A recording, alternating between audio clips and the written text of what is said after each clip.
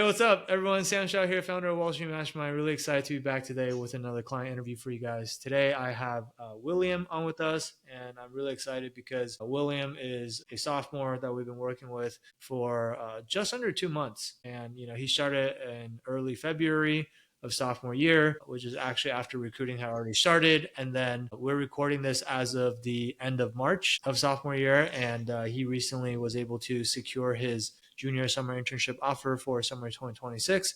So I just wanted to get him to come on here and talk about his journey a little bit and share some insights on how he was able to accomplish what he accomplished. And hopefully what we talk about today will also give you some just nuggets that you can take away with you and implement on your own. And hopefully this will help you with your own process, right? So with that said, William, first of all, thank you for taking time to be here with us today on a Friday afternoon. I'm sure you've got fun plans for the weekend now that you're done with recruiting, but if you could kick things off for us and just introduce yourself real quick so that people kind of know who you are. Yes, absolutely. Once again, grateful to be here. And I'm very happy to, announce that I got my offer. But a little bit of background about myself. So my name's William. I'm from Boston, Massachusetts. I lived there most of my life, and I am a sophomore here at Indiana University, Kelley School of Business. I'm also studying finance and business analytics, double majoring.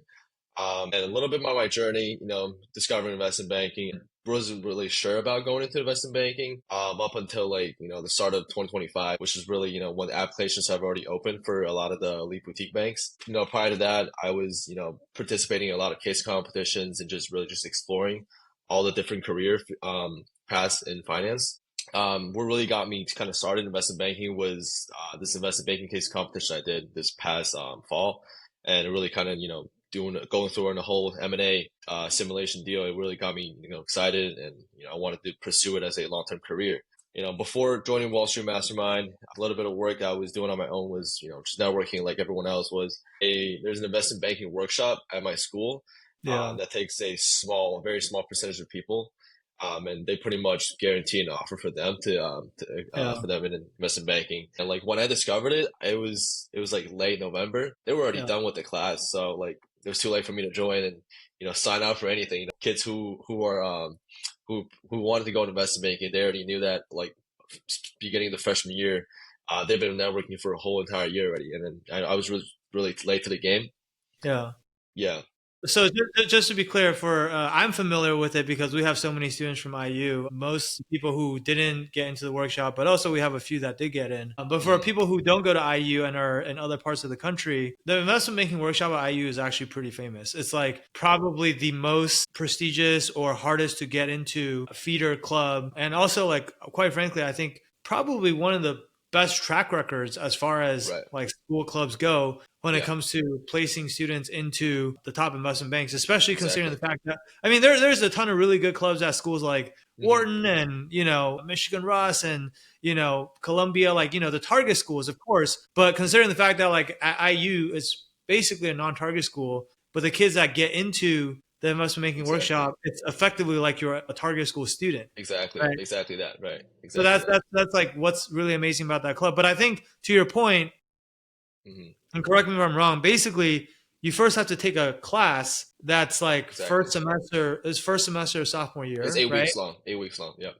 Yeah. weeks of the first semester. And then you get cut if you don't like if you're not at least at like the class average or something like Right. or Right. you gotta get like a B plus or above or something like that, right? Yes. There's a specific like I think percentile that you have to beat. The class is for everybody to sign up, but then you need to beat that percentile, and then you have another I think couple rounds of interviews. Those interviews are a lot of very technical, very behavioral. What you can expect at a normal investment banking super day kind of thing. So I so think yeah, that's what it was. one of our other IU clients told us something like, at IU you guys have 2,000 students per year, and Right. Somewhere then around 2,500. yeah, there was 2,000 and 2,500, and then there's like 700 kids every year that sign up for this class or something. Exactly. Yeah. And then like I think 60, 80 people get in. So 10% of the people that do it. Yeah, that's crazy. I mean, like it makes sense, but that's also part of the reason why their success rate can be so high, right? Because they're being very selective in the first place and only taking like the best people, right? Exactly. Exactly. So okay, so like you did, but you didn't realize you wanted to do banking until like January. You're saying? Yeah, like I discovered it. Like I first discovered like late October. I kind of test the water a little bit, just just kind of learn more about the field. But I didn't really kind of 100% commit to it until beginning of the year. Okay. Yeah, So by then it was too late to take this class. So exactly. IBW was out of the question. Okay. Gotcha. Yeah, Um, yeah. no, sorry. Go ahead. Okay, yeah. So just to continue, a lot of the kids who were in the workshop already, they were way ahead. They've already been working for a long time. I was thinking, I really need a program or something that can kind of catch me up and really just give me the highlights of everything I need to know, right? And Sam was here, was very, very helpful, and give me the right guidance and all the right knowledge for me to kind of shorten Yeah. my time and just be able to break it in super easily. I mean, that wasn't super easily, but it was a lot more efficient. So, but yeah, Don't give people the wrong idea, man. I know. Yeah, I but always tell people like, hey, don't get the wrong like, because honestly, I realized after a while, sometimes people join this program and they think like, oh, if I just join this program, then I don't have to do anything, and I'm just gonna get oh this yeah, job. And I'm yeah, like, I no, you know. still have to work really hard. Yeah, You know? I'll definitely touch upon that as well. But yeah, so like Wall Street Mastermind, it's an average, right? 2 months program, right? You go through all the modules in about 8 weeks, and for me, I did everything in under a month. And Wow. so what I did was, I after I started the program, I try to get on top of everything as soon as possible because I know I'm already late. And I got through, I fixed my resume, all that stuff. Went through the behavior modules, and I was told that I have a super day the next week. I had like 3 to 4 days to prepare. Haven't even started the technical modules yet, and like I had like all from other from accounting, like knowledge from accounting classes. Like I had zero knowledge in technicals and like the evaluation methodology, right? And basically, what I did was that weekend before my super day. Out of the 48 hours I went through the entire technical module, which took me like 30 plus 35 hours ish. So I like barely slept, just grinded all through it. In three And days? 2 days, 2 days. Wow. Okay.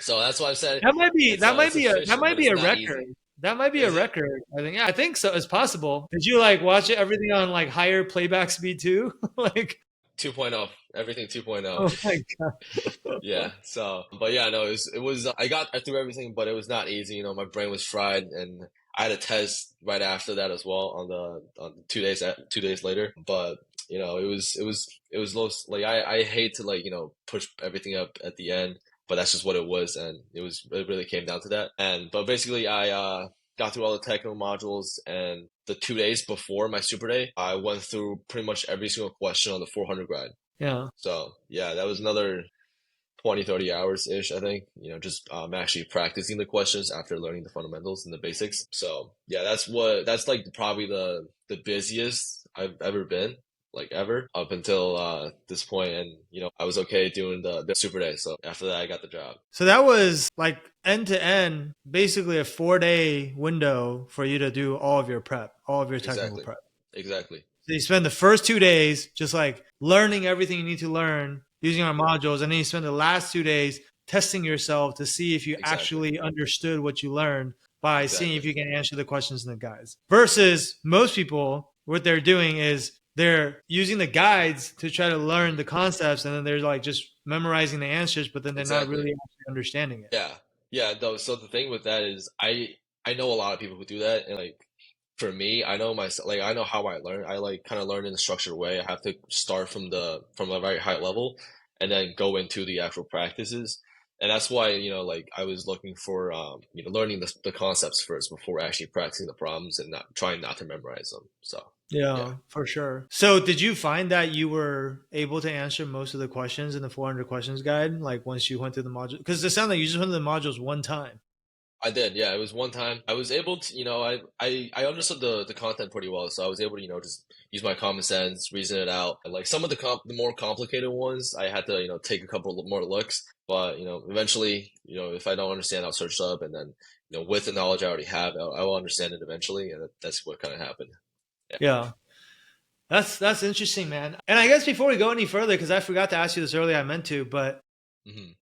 what was the offer that you got? Because people always want to Yeah. know. Yeah, absolutely. So the offer I got was KeyBank Capital Markets. They're headquartered in Cleveland, Ohio, and I'm going to be part of their financial services group. So a lot of mostly it's going to be debt capital markets and equity markets. Also going to be doing M&As and other treasury services. So it's a very broad bank. They cover a lot of different stuff, and they offer Yeah, a lot of flexibility too. After your junior internship, you can also switch to another coverage group or industry group. So gotcha. very open That's to that. awesome, man. What did it feel like when you first got the offer?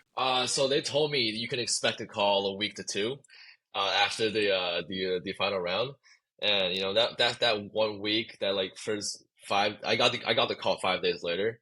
So like that 4 days, it was like that was kind of like my only thing that I was hoping for, and I was on break as well during that time, so it was keeping me up all night. I was really stressed out. This is the only chance I have, kind of like that's what I was thinking at the time, and like I don't really want to go through all the preparations for all the technicals another time. So I was like, I need this. I was really Yeah. stressed. Yeah. Did you like coming out of that super day? What was your confidence level in terms of if you had to assign a probability for whether you would get the offer or not? Like, how were you feeling? Super Day, it was a 2 rounds. First half an hour was behavioral, second half an hour was technical. Behaviorals, I actually spent a lot more time preparing for, writing all my answers down and actually understanding my answers. So I think I would give like, 80, 90% there. But I was for technicals, I got asked like 7 to 8 questions. The interviewer, he told me that I was a little shaky in my answer for the last one, but everything else before that was perfect, and I had a really good relationship with him from the first round interview. So it's the same person who interviewed me twice, and he just like, you look like you know your stuff, man. We'll give you the check mark, basically. Even though your answer was a little shaky at the end, but it was good enough. But yeah, so like I would say like 80 to 90% confidence level wise. But after that, I wasn't 100% sure, but the next day they told me they want to have another interview with the VP. So that's when I knew, like, okay, there's one more jump. There's one more thing I got to deal with, and then it'll be all done. So So then they actually yeah. brought you up for another interview. Yeah, they actually brought me up for another 20-minute meeting with the VP. And later, when I got the call for the offer, the recruiter also told me it was because of that last meeting that I was actually one on one with another guy, and they eventually picked me because of that meeting at the end. Like it was down to two candidates, Yeah, it including was you. down to, yeah, exactly. Got it. So that VP was like he's gonna cast like the tie breaking vote, basically. Exactly. Yeah, that's what it was. So no, that's awesome though. What was that? Just curious. What was the last question that you were shaky on?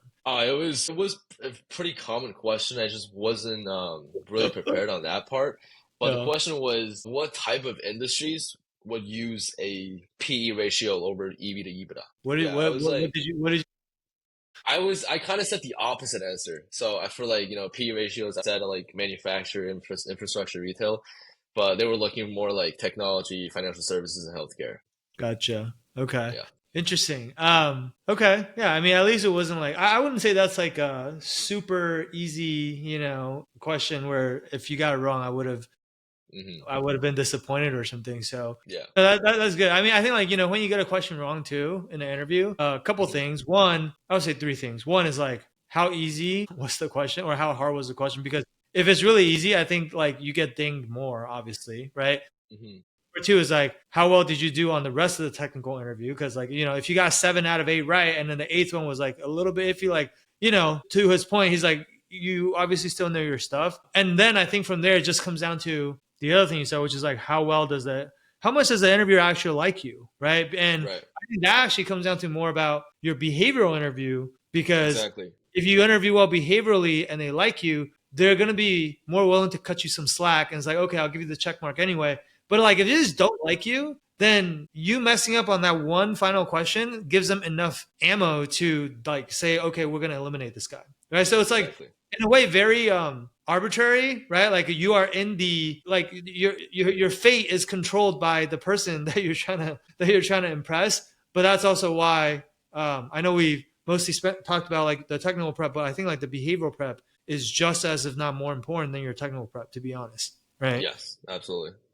Yeah, no, for Yeah. I think it really depends on, what type of firms you're interviewing as well. For me, KeyBank is an upper middle market firm. So they were more focused on behaviorals for sure. Like I said earlier, the technical round, is the same person that interviewed me for my first round, which was all behavioral, right? And we really connected over chess. So he was a huge chess player, and so was I. And we really liked each other. And we had a really good conversation. I think that's what also, kind of made me stand out from the first round. Yeah. Kind of what brought me to the Super Day. So yeah. That's great, man. Yeah, I mean, anytime you're able to find some sort of common interest or a Hmm. connection that you have with the interviewer, it always goes a very long way, right? Because like it's so much easier to build rapport when you have that. Hmm. But I think obviously that's like just the beginning. You still have to nail everything else, but Exactly. it's obviously very beneficial. So who are the first people that you told once you got the offer? First one was my mom, obviously. My parents, they were very happy about it and they were proud of me. I also shared with some of my friends from the workshop, and they were congratulating me. They were like, it's unbelievable. You're not part of the workshop. You're not part of the seminar here. How were you able to manage to get one? Like, I don't know. There's this program, Wall Street Mastermind. It's good. It's worth it. So that's what I Yeah. told him. Yeah. Well, thank you for the plug, man. But Of course. no, but that's awesome, dude. Because I know, obviously, I want to go back to kind of like earlier on, or back in like early February when you were making the decision on whether to Hmm. join the program or not. And I know it wasn't like an easy decision for you, right? Because you were like kind of on the fence, not really Hmm. sure. Walk us through kind of like, I guess, one, why you were even exploring getting this type of help in the first place. And then also, once you decided to like look for help, and which is why you reached out to us, what were you hesitant about? And then, like, ultimately, what like kind of got you over that hump? And, why did you ultimately decide to come in? Right, right, for sure. Well, before I joined, I guess what really got me, looking around was I know I was late. Obviously, a lot of people they've started a long time, way before I did. So I really needed something that could catch me up, and give me everything I need to know in a very short amount of time. And so I was exploring a bunch of different programs, just like Wall Street Oasis, obviously a very popular one, and but the problem that I had in mind the whole entire time was I was really worried about my technical skills, right? And I didn't want to, like I said earlier, I didn't want to, just grind out the 400 guide and just memorize every single question. Because if they change it, they give you another variation of it, won't be able to answer it, and that would Yeah. look pretty bad, in the interview. I was looking for a program that really, teaches the fundamentals like in a easy and understandable way. So that way I can, learn it as soon as possible and get through it with it. What really got me through over the fence was we had a one-on-one class about that DCF. And, like DCFs have always been kind of tricky to me, just the discount rates and all that stuff. I wasn't really familiar with, never learned it in class. So I had like very limited knowledge about it. And Sam and I, we had a one-on-one session, just going through some of the DCF stuff, and it was really easy to understand. Sam was teaching me in like very simple language, and that's exactly what I was looking for. I'm easy to understand and being able to apply it after understanding it. So I think that's what got me over the fence. It really got me to join the program. Yeah, for sure. And I think I remember that obviously because that was very atypical. Like, I don't typically have time to do stuff like that, but I don't know Hmm. why I agreed to doing it with you, but I did. And I'm glad I did, obviously. But I would say, look, like in terms of learning how to do a DCF, obviously there's a ton of content out there, on how to do Hmm. a DCF. And it's not like when I teach you how to do a DCF, then the concept is different than what you could learn from anywhere else. But I would say that we've all had this experience, right? Like when you're in school, you have some professors that are just really good at explaining Hmm. stuff and then they make everything easy to understand. And then you have some Exactly. professors that are like terrible at it and Yeah. then everything feels super hard, right? Like we've all had that, And so it's the same with like really anything that you're trying to learn. I think there are a lot of people out there who know how to do the DCF, but also like knowing how to do something versus knowing how to teach something are not the same thing, right? Like there are a lot of people that are really good at something, but they can't coach, right? Or like there are a lot Right. of really good basketball players in the NBA who would be terrible coaches if they try to like become a basketball coach. It's the same idea, Or I was like my ex girlfriend used to try to like teach me how to snowboard, and she was a terrible teacher. She would just be like, "Yeah, just watch what I'm doing and just do it the way I do it. I'm like, well, I don't know how to do it the way you're doing it. Obviously, that's why Yeah. I'm a freaking beginner, you know. And so it's like sometimes when people are really good at something, to them it's like, yeah, this is easy. Everything's second Hmm. nature, and then they actually don't know how to like simplify it or explain it in more of like layman's terms so that it's easy to understand conceptually. And that's really what you want to look for in like a coach Exactly. or a tutor or whatever you want to call it, right? Exactly. And I think that can make a huge difference in terms of just like how quickly you learn. Because what stuck out to me about what you said earlier is like, yeah, you come in and then like eventually you get this, interview and you only have 4 days to prep for it. If you don't have like someone who's like good at explaining things in a way that's easy to understand, there's no way you can go through all the training, like learn. Basically, you are learning all the technicals from scratch on tech speed, which means like that's even harder to understand or retain, I would argue, right? Because you have to like process it faster. Exactly. Yeah. And so like to be able to get all that done in 2 days, and then from that point on, like not saying you're perfect, but like to be able to answer the majority of the questions in the 400 questions guide, like I know people that spend weeks or months studying the 400 questions guide and they still can't get it. Hmm. And so that's the difference. Is like with investment banking and recruiting, it's like sometimes you don't have the luxury of having weeks or months to learn something. Sometimes you just have days, you know? Exactly. And if you don't, and if you can't make it happen, then that opportunity is gone. And to your point, it sounds like, were you saying like this was like the only interview you had at the time? And so you were like Yeah. basically all of your eggs and were in this one basket, basically. Exactly, exactly. I didn't know if I was gonna get any better opportunities later on. Like, it was, the weeks were getting tougher every single week, and I was really trying to get it over with, and obviously, I know you said obviously the early on, the better, the opportunities are better, and the better the banks are. So, Yeah, that's why I was really trying to lock in this one. So, yeah. for sure. For sure. Was it difficult? Like, so once we had that session, you decided like, okay, because I know you were choosing between this and, WSO and other programs. And, once you decided that you wanted to go with us, like, was it difficult convincing your parents to kind of like get them on board? Because I'm sure you needed their support, right? Yeah, yeah, absolutely. So I did talk to my mom. I guess she was a little hesitant more than I was, just because she didn't have one-on-one conversations like these. So she was kind of like kind of got left behind, and she was kind of she had to take everything from my perspective. So Yeah. that's what it was. It was a little hesitant for her, but eventually I kind of after our one-on-one sessions, I was like Mom, this is really making sense. Like it makes sense, and I'm really learning a lot. So I think it's worth it, and I think it's the best thing right now for me, because I'm already late. I'm really trying to get ahead and really trying to catch on to other people. So, after that, she was convinced, and she was like, "Okay, you get your offer, and you should be set to go." So, I yeah, was like, Mom, I won't let you down. yeah, I promise I'll get it. Yeah, Yeah. Well, I'm glad you followed through on that. yeah, absolutely. So I guess aside from like the technicals, which we've talked about pretty extensively, what were some of the other things that you worked on after you, came into the program? Like over the last almost 2 months, between when you joined and started working with us till you got the offer. Like, Hmm. were there any other things that you kind of did with us that you felt like were kind of like big needle movers for you? I guess. Yes, absolutely. I think, like I said, at least for KeyBank, behavior was the major focus, right? And I actually had a lot more time being able to prep for my behaviorals.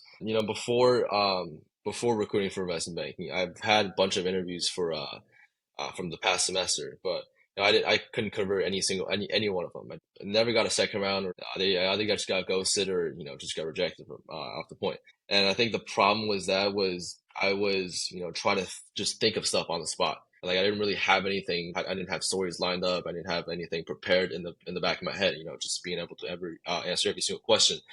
After joining the program, I really took the time, to kind of think each question through. Be like, okay, what if they ask me this on my resume? What if they ask me that? And I had a story prepared for every single one of them. And I would say, for the behavior module, it was like 20 hours, something like that. I would say like from watching it and actually preparing my own answers, I spent around 60 to 70 hours doing all of it, and that's how I really got the behavioral answers down. And during my super day. So the interviews that you were having before that you say you never got to the you never got past the first rounds. Were those investment banking interviews, or were those for other types No, of jobs? no, not even. They were just business, finance, any type of career, FP&A, stuff like that. So they weren't as strict as much. It was definitely a lot easier than investment banking, Okay, recruiting. So, and even with that, I still couldn't get anything. got it. Got it. Okay, so Yeah. you went from that to then like actually not only passing interviews, but you're passing investment banking interviews, basically. Yeah. Okay. And it's pretty much the first try too, because KeyBank, I think, it is my first Super Day. Yeah. I can't remember if my first round, but I think it is my first round. So it's my first pretty much in everything. And just after spending so much time in behaviorals, I was really confident. I wasn't like, stressed about it at all. I wasn't fidgeting during the interview. And like, I was preparing, like I was kind of excited for them to ask me questions, like, ask me whatever you want. I got answers in the back of my head. I was ready to answer any of them. So I was like super confident after my first round. I was like, if I don't get my super, I don't know, like, what else are you looking for? So that's Yeah. what it was. Yeah, That's not something that you hear often. Whereas like I'm excited for them to ask me yeah, questions. I'm like ready to almost like hmm just knock whatever you throw my way out of the park. What do you think it is? I think that's interesting because I think for a lot of students and like yourself included, right? Like hmm coming into the program, your primary concern was around the technicals. That was like the right, main thing. absolutely, And I think most of the time, people, I don't know how you felt about your behaviors coming. I know obviously you didn't pass your previous interviews, but most hmm people, even with that type of experience, like a lot of times I find they come in and they're like, yeah, but behaviorals are like, it's easy. Or like, I know how to answer behavioral questions. It's just like talking about myself, right? Like I can do that. I can just make something up on the spot or whatever. And so, like, hmm what was your mentality around behaviorals coming in? And then, like, I mean, obviously your behavioral answers changed pretty significantly from whatever you were doing before to what it is now. Did that kind of transformation surprise you, or was it kind of like what did you expect coming into this? I guess. yes. Like you said, Sam, I was definitely more focused on the technical part. I was also, one of those people who think that behaviors are just common sense, kind of like it's a way to show your personality. So you can really make up whatever on the spot. You can really talk about anything. But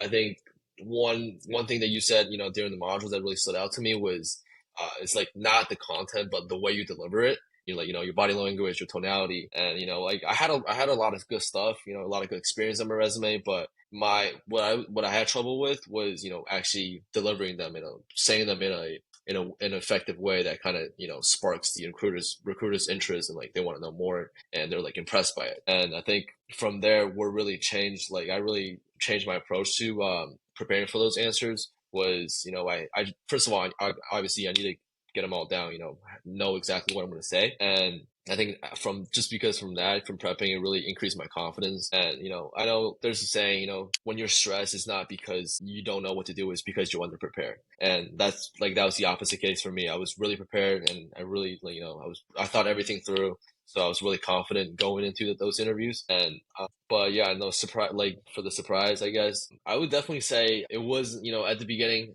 I didn't think behavior was going to be a big problem. I think I could just get through with what I already had. But after going through everything, sometimes I look back at my answers, like I did not think I was going to get through any of this. Like, they go so in depth on these answers, and that's really surprised me. And I'm grateful.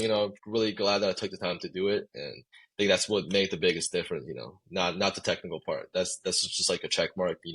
Once you get it down, you're good. But the behaviors are Yeah. really what gets you the job. Yeah, technical is really more checking the box, to be honest. And hmm yeah, the behaviorals is where you really separate yourself from the competition and either make yourself stand out or not. And I think for most people, just like you, the behavioral interview prep is like the thing that they never knew they needed, even though they hmm actually do need it, Right. And a lot of times you don't realize until like hindsight's 2020, but you don't realize until after the fact where you're like looking back and you're like, oh my God, my answers now are so much better. I don't hmm even know what I was doing back then. So we see that so many times now. Like it doesn't surprise us, but I find that it still a lot of times catches the students by surprise. Or like that's the most surprising part for them. hmm I guess one other thing I wanted to ask you too is because I've heard that at IU, obviously, if you're in IBW, Part of the reason why it's a lot easier is because most of the banking alumni from IU come from the investment banking workshop. But then that also means that, like, when you're trying to network for these places, they'll pretty much only help the kids that are in the investment banking workshop because Hmm. they can't help everybody from IU, right? And so, in terms of your networking, I'm guessing that made it pretty challenging, or like, essentially, it's like even Yeah, though you have all these banking alumni, in a way, they're not really your alumni. And it's like I said, if you're in IBW, you're a target school student. If you're not in IBW, you're a non-target, right? And so, like, exactly. how did you overcome that? Because, like, obviously, like, how were you able to get this, key bank interview, for example? Yeah, so I think networking was something that I neglected for a long time, just for anything. And, when it came to recruiting for banking, the first step I took was, trying to find alumni from my school to connect with. And, when I searched up on LinkedIn, I got like 1,000 results. And there's a lot of people there's a lot of opportunities out there for me to kind of get in touch with. But, I was sending around 100 emails a day, or not 100 emails a week, for every week. And just trying to get in touch with those bankers. But Yeah, the conversion rate was still very low. It's a little bit less than 10%, I would say. But one thing or two things really that I kind of learned from the process was pick the right time of the day to send your emails. Right. Obviously, like for me, the best conversion time of the day is usually Wednesday and Thursday, like noon, afternoon. I interesting. got a lot more responses from those. I think one thing that plays in that is because I'm reaching out to a lot of the analysts and associate position people, so they're more available and they're more free later on in the week. So, but another thing was that trying to find commonality outside of just the school. You need, like Sam said, investment banking workshop, they usually just network with those guys. But for me, I had to really find something else that I can connect with on a Yeah, deeper level. Whether that's I play soccer for a long time, so that's something I talked about. I play chess for a lot, in my free time, and just a lot of the different clubs I'm in, the business clubs, or any like mentorship programs that I'm part of. So stuff like that, trying to find anything, really highlighting that when you're sending those cold emails out. So trying, just hoping that would catch your eyes. I think that's yeah, what made a big difference, find, converting more emails into coffee chats. yeah. But yeah, that's what I would say. Yeah, I mean, and that's a really good point because I feel like most people are so not creative when it comes to how they source their networking contacts. Like everyone knows, yeah, start with your school alumni. Well, what happens if you don't have that? Or what happens if you go to a non-target school? Or what happens if you go Hmm. to, like, you go to a school that has a lot of alumni, but, like, you're not affiliated with the right organizations to be able to take advantage of Exactly. that. So that's like alumni. That's like, by all means, start there. That's like the easiest commonality to identify, but also, if that's just a low hanging fruit, right? And also, like, if Hmm. it's easy to identify, that means that everyone else also knows about it, which actually in some ways also makes it a bit less effective because that means that everyone else in your school is also reaching out to the exact same people. So you have to, like, really think more deeply about, well, what else could I possibly have in common with other people, right? Yeah, it could be Hmm. like a certain sport that you played. It could be other organizations you're a part of. Maybe they're in those organizations, but not even at your school, but at a different school, a different Right. chapter, right? I've even had people reach out to bankers based on, like, the country they're from or ethnicity. It's like, hey, we're from the same country, or Hmm. or we're from the. I mean, so I've heard some funny, like, we're both from the same state. Like, we didn't go Yeah. to the No, same that's high definitely school. definitely Yeah, something. Yeah. yeah, it's something like, but like anything is better than nothing, Yeah. right? Like for me, like out of the 1,000 bankers, the first people I reached out to were Asian people. And like I would target them first, write my emails first for them, or people from my town, or somewhere around my town. From Boston. Boston's got a lot of big schools and just different people from there, so it was a little easier for me. But yeah, I was definitely anything you can think of, just be creative when you're trying to like find connections. Even if they're not your school, you don't know them from anywhere, it doesn't hurt to reach out and just bring just touch on the point that you guys are somewhat have somewhat in common, and I think you might just get the chance. You might just get a coffee chat set up. For sure, for sure. Do you? This is kind of my final question, but Mhm. Do you have like one piece of advice, or what's your best piece of advice that Yeah. you kind of want to pass down to people who are either currently still going through recruiting, or maybe they will be going through recruiting in the future? Could be something that you figured out on your own along the way, or Mhm. something someone else told you that just really made a positive difference for you. Like, is there anything like that that you want to share with the audience? Yeah, so I think this tip I would say isn't like directly applied to banking. It can apply to everything pretty much. So I would say like, as for me, I didn't know I wanted to go into banking in the first place. I was really lost, I was just exploring a ton of different stuff and I still wasn't sure what I wanted to do. So the best tip I would give is, doesn't matter what you want to do or what you don't want to do, you don't know what you want to do yet. Pick something and just go really in depth into it, and even though later on you find out that's not something you want to do, it would give you like a sense of direction of where to go next. And for me, I think the biggest problem I had was, I didn't take the initiative to do something like really in depth. And I just kind of just laid back and waited for the opportunity to come to me. And I think if I follow through on my own tip, early on, I probably would have discovered banking a lot earlier, and would have been able to network a lot more and just have more time to prepare. Yeah. That works later on as well. After banking, I think you just have to keep thinking about the future, looking 5 years ahead, and just really thinking about where do you want to be in 5 years and how you can start preparing for that now. Yeah, for sure. I mean, personally, for me, I mean, because I'm older, right? I'm like almost 40, but Hmm. something that served me well is I just always think like only one or two steps ahead, like probably Hmm. mostly one step ahead. Okay. So I don't try to think like, oh, what am I going to be doing like 10 years from now? Like, who knows? Like that's Yeah, like it's so far uncertain. away. Yeah. But like, yeah, like in college, I was like, oh, I want to get into banking. And once I decided I wanted to do banking, I was like singularly focused on just that one goal. I was like, I'm going to get into banking. Hmm. And once I got into banking, then I started thinking about like, okay, well, now what's after banking? Right. And then I just decided that I wanted to do PE. And then so I became really focused on doing what it took to get into PE. And like once I got into PE, then I had to think about after like what do I want to do after that. Do I go back to business school?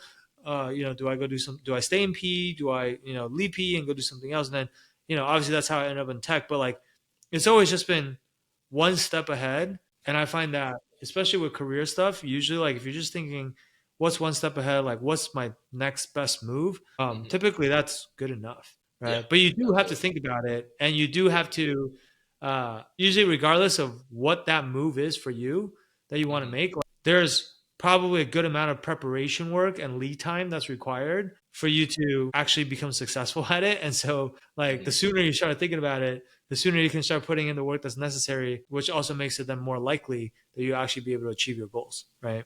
Right. Yeah, Yeah, absolutely. for sure. Awesome, man. Well, look, guys, those of you who are still with us, if any of this resonates with you, maybe you are also like just starting to discover investment banking. Maybe you're late to the process. Maybe you see all your classmates and they've been doing this for, months, a year plus, and you just want to find like a more efficient way to catch up to the competition, and you don't have any time to waste. Or maybe you go to a non-target school, or maybe you weren't able to get into like the feeder clubs on campus, right? Like whatever the Hmm. situation may be, if what we talked about today resonates with you and you're looking for a similar type of help, then I want to encourage you to reach out and schedule a call with our team. You can go do that by going to www.wallstreetmastermind.com/apply. The street's abbreviated to ST, so it's wallstmastermind.com/apply. And, we'll hop on with you. We'll talk about, what your situation is, learn more about what your profile, what you've done so far, what kind of challenges you're experiencing, what kind of firms you would like to end up at. And based on everything you tell us, we'll take all of that information and come up with kind of what we think would make the most sense for your situation, right? To get you from where you are today to where you're trying to go. Okay. And then from there, you can decide like, hey, if you want us to help you implement that game plan, obviously we're more than happy to do it. If you want to just take that game plan and go and run with it on your own, you're more than welcome to do that, right? So either way, like we just want to help one way or another. Encourage you guys to go ahead and book that call. But otherwise, I want to say, William, thank you so much again for Hmm. spending almost an hour of your time with us on Friday, talking about your journey. Super happy for you, man. It's super cool to see you come into the program and just like put your head down and go to work and just like crush like all the content, like do all the behavioral prep, do all the Hmm. technical prep, condense it down to such a short amount of time. I think is really a testament to just your sense of urgency and also your work ethic. I've also seen the opposite from, other students who I won't name, but like, a lot of times like students come in and then they do the opposite and they procrastinate and have no sense of urgency and they take like, months and months and months to finish what could be done in like a few weeks or maybe 2 months. Right. And then so you did the opposite and you did everything in less than a month. And that's just like, I think that's like one of the biggest reasons why Yeah. you are successful. Right. And so, I want to give you Absolutely. major props for that. And Thank you. super happy for you and excited to see what you do at KeyBank next summer and even beyond that. So definitely keep us posted on how everything goes and let us know if there's anything else we can do to help you. All right. For sure. Thank you so much, Sam. Yeah, Thank for you. sure. No, absolutely. Thank you for taking the time. And guys, we're going to wrap it up here. We'll be back with more of these for you guys in the near future. And until next time. All right.